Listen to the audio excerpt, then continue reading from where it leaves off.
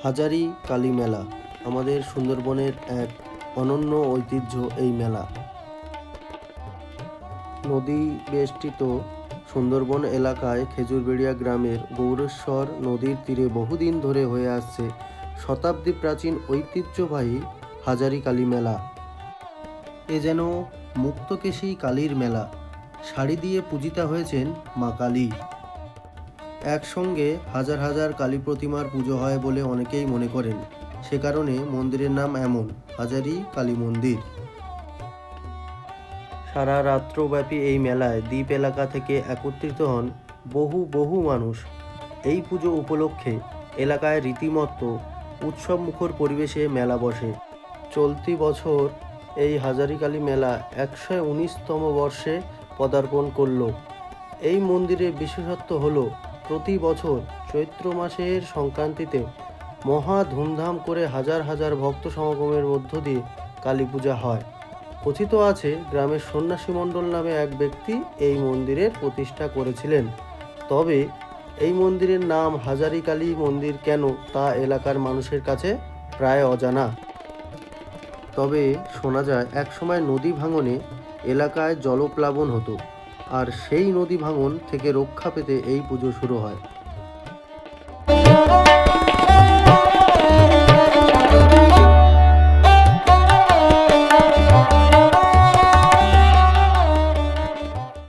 Good morning সকলকে। যদিও এখন গুড আফটারনুন হচ্ছে, কারণ এখন সময়টা দেখাই 3:42। আর এই দেখুন চাবিটা দেখে তো বুঝতেই পারছেন যে আমার বাইকের চাবি ওটা নয়। বহুদিন পর আবারও ক্যামেরা হাতে তুললাম আর কি। আজকে ভিডিও বানানোর কথা ইচ্ছে তো হচ্ছিল, কিন্তু সেভাবে ভিডিও বানাবো বলে শুরু করতে পারছিলাম না। কিন্তু সকাল থেকে এইমাত্র শুরু করলাম। এবার এক এক করে বলি। বাইকটা দেখলেন, বাইকের চাবিটা অন্য, এটা প্রসেনজিতের বাইক আর কি। আমার বাইকটা শারদার কাছে দিয়ে এসেছি আজকে সকালেই। অনেক দিন ধরে যাবো বলছিল, সময়ই পাচ্ছিলাম না। তো আমার তো অল্টারনেটিভ একটা বাইক দরকার, কিন্তু আমার কাছে নেই। তো প্রসেনজিৎ বাইরেই থাকে এখন, বাইকটা বাড়িই ছিল, আমি গিয়ে নিয়ে চলে আসলাম শারদাকে বাইক দিয়ে ফেরার পথে। তো বাইকটা দিয়েছি কী কারণে, বড় মানে নেক্সট যে ট্রিপের প্ল্যানটা প্রায় 98%, 5% কনফার্ম বলতে পারেন। ডেটটা আস্তে আস্তে আর কয়েকদিনের মধ্যেই ডেট জানিয়ে দেবো। তো সেই পারপাসে অনেক কিছু জিনিস কিনেছি, তো সেগুলোর ভিডিও এক এক করে আসবে। প্রচুর কেনাকাটা করেছি। হ্যাঁ, কথা ছিল যে স্টোর ভিজিট করে দেখে শুনে সব কিছু কিনবো, কিন্তু সেই কথা মতো আর কি যেতে পারলাম না। তো হয়তো আবার একদিন বেরোবো, কারণ একটা দাদা, আমারই চেনা পরিচয় দাদা, তো গতকালকে ফোন করেছিলাম যে আমার ডেট তো প্রায় এগিয়ে আসছে আর কি ট্রিপে যাওয়া, তো তুমি কি যাবে? তো ফোন করে জানতে পারলাম না দাদারা আজকে বেরিয়ে গেছে ভোরে। তো আমি বললাম কিছু হেল্প হয়ে যাবে, কিছু কিছু জিনিস নিয়ে, ডকুমেন্ট নিয়ে একটা টেনশনে আছি। তো দেখছি ওটা আসলে দাদার কাছে একবার দেখা করে শুনে নেবো আর জেনে নেবো যে ডকুমেন্টের কী কী লাগবে আর কী কী দরকারি, সব কিছু শুনে নেবো।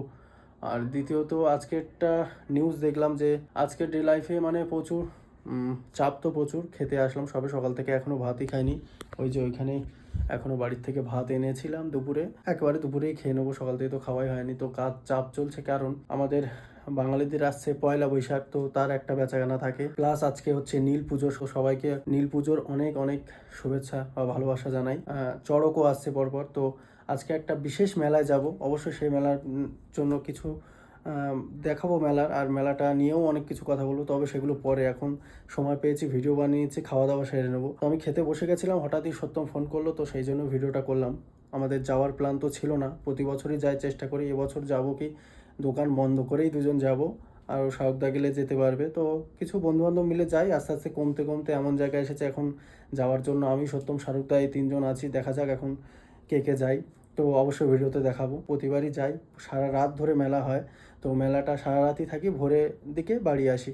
তো এবার সেটা না, রাত্রে রাত্রে যাবো, হয়তো 1টা 2টো কি তার যতক্ষণ দেখছি, যদি বন্ধুবান্ধব এক জায়গায় হয়, একটু কথাবার্তা চলে, তো একটু লেট হবে। না হলে তাড়াতাড়ি চলে আসবো, ফিরে এসে মানে সকালে একটু রেস্ট হয়ে যাবে, তাহলে সকালে দোকানটা ভালোভাবে কন্টিনিউ করতে পারবো। না হলে অন্যদিন এসে প্রায় 10টা 11টা অবধি ঘুমিয়ে থাকি, তখন একটু বেচাকেনার চাপ থাকে। তো বহুদিন পর ভিডিও করছি, হাত ব্যথা হয়ে গেল, এতক্ষণ ধরে আছি। একটা সকাল থেকে মন খুশি খুশি ছিল, মানে যেগুলো অর্ডার দিয়েছি তার কিছু আইটেম আজকে চলে আসবে ভেবেছিলাম।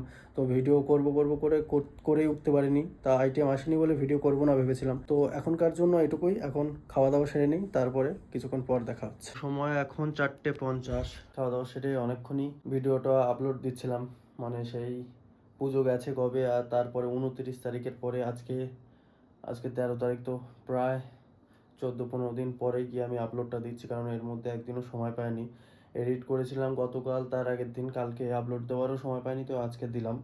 তো এখন দেখাই যে ওই যে কপিরাইট ক্লেম পড়েছে, ওই জন্য মানে ওই পজিশনটা ট্রিম করে দিচ্ছি। কপিরাইট বেকার এখন ক্লেম করলেও অসুবিধা হবে না, কারণ আমার তো মনিটাইজ হয়নি চ্যানেল, কিন্তু মনিটাইজ যদি কখনো না কখনো হয় তখন এই কপিরাইট ক্লেমটাই সমস্যা করবে পরে গিয়ে। এসিটা অফ করে দিলাম, কারণ এইমাত্র চলে যাবো আর কি বাইরে, যখন তখন কাস্টমার আসতে পারে। তো বাইরে গেলে হঠাৎই মানে ঠান্ডার থেকে বেরোলে একটা গরমটা বেশি লাগবে, ওই জন্য তাড়াতাড়ি অফ করে দিলাম যাতে অ্যাডজাস্ট হয়ে যায়। তো এখন ট্রিমটা করে নেবো, করে তারপরে টুকটাক যা দেখার। আর হ্যাঁ, যে পার্সেলগুলো আজকে আসার কথা ছিল, তো 5টা বাজতে যায় আসলো না যখন, আজকের হয়তো দেবে না, যেহেতু আমার পার্সেলগুলো একটু মানে বড় মাপের। তো টাকিতে যেহেতু ডেলিভারি পয়েন্ট, তো ওখান থেকে এই অবধি বড় পার্সেল আসতে গেলে একটু সময় নেয় আর কি, 1-2 দিন সময় নিয়ে নেয়। তো অসুবিধা নেই, আমার তো আর্জেন্টও দরকার নেই। আজকে হঠাৎই মনে পড়লো যে কটা জিনিস অর্ডার দিয়েছি, মোটামুটি এতদিন তো অত খেয়াল করিনি, মনে করেছিলাম কি সবগুলোই অর্ডার দেওয়া হয়ে গেছে, কিন্তু আরও দুটো একটা জিনিস অর্ডার বাকি থেকে গেছে, তো সেগুলো আস্তে আস্তে দেবো। এখন হয়তো এরপরই আবার সেই রাত্রে গিয়েই ভিডিও করব। গোপ্রোটাও চার্জ দিয়ে রাখতে হবে, যদি বাইক তো নেই, যদি একটাই বাইকে যাই তাহলে গোপ্রো নেবো না, আর যদি দুটো বাইক নিয়ে যাই তাহলে গোপ্রো নেবো। তবুও চার্জটা তো দিয়ে রাখতে হবে, বাই চান্স যদি নেই। অনেকদিন পর ছাদে আসলাম, আর ছাদে এসে ভিডিও করি না একটাই কারণে, আসলে তো খুব ভালো লাগে কিন্তু ভিডিও করি না, কারণ বাইরে যা কথাবার্তা চলে সেই নয়েজগুলো সব ভিডিওতে আসে। তো আগেও 2-1বার ট্রাই করেছিলাম কিন্তু হয়নি। আর এক্ষুনি একটা দেখালো মানে ডেলিভারি ফেল্ড বলে, তো একটু ফোন করলাম, আমার চেনাশোনা কিছু আছে, তো বললো যে ওটা দিতে পারেনি বলেই ফেল্ড করিয়ে দিয়েছে, হয়তো আগামীকাল দিয়ে দেবে। আর সেলফ পিক আপের একটা মানে SMS দিয়েছে, সেলফ পিক আপ তো এখন করা অসম্ভব হবে, কালকের দিনটা ওয়েট করি। সময় এখন 11টা 6, আর সত্যমকে এক্ষুনি ফোন করলাম, প্রায় 15-20 মিনিট ধরে ফোন করাকরি চলছে যে কখন আসছিস না আসছিস। তো আমি মোটামুটি টি শার্টটা যা পাল্টে নিয়েছি, তো খাওয়া দাওয়া সেরেছি বলতে 2টো রুটি খেয়ে নিয়েছি, আর কিছু না। সত্যম তো খায়নি, বললো বাইরে আসতে, ওর গাড়িতেই চলে যাবো। প্রসেনজিতের বাইকে তো এখনও রিফিউল করানো হয়নি, সময় পাইনি, কালকে গিয়ে পেট্রোল ভরিয়ে আসবো। তো বেশি লেট করবো না, যাবো এখন, তাই 11টা বেজে গেল। ফিরতে কখন ফিরি সে তো ভিডিওতে দেখা যাবে, চলো আসছি। রাতের অন্ধকারে ভাবছি সত্যম হয়তো এখন এসে পৌঁছায়নি, চাবিটা সাথেই নিয়ে যেতে হবে। চলো চলো চলো চলো তাহলে দুজন আসুন আসুন দাদা আসুন। না আপনি ঘুমিয়ে পড়েছিলেন? আচ্ছা, ঘুমানোর মানে প্রায় ঘুম ঘুম ভাব, তাই তো? চলো, এই রাত্রেই তো যেতে হয়, রাত্রের মেলা এটা নাকি? তাহলে এখানে তো থাকবে, একটু উপর আপলিফট থাকবে, তবে চালিয়ে চলে যাওয়া যেত, তাই তো? ও যে ওপারে আছে নৌকা, তাই তো? ফ্ল্যাশ অন হয়ে যাচ্ছে সবসময়। চলো চলো চলো, ফুল জোয়ার আছে, এটাই তো সুবিধা।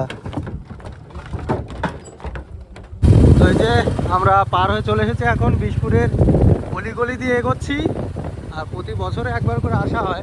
শাহরুখদা কোথায় মেলায় আছে না? শাহরুখদা হ্যাঁ বললো তো মেলায় আছে। আমরা সত্যমকে ফোন করছি, সত্যম বললো যত রাত হোক আসছি, থাকো। চলো তো মেলায় গিয়ে দেখা হচ্ছে। মেলার কাছাকাছি চলে এসেছি, আর সত্যম হয়েছে বাইক নেমে যাচ্ছে ওইদিকে।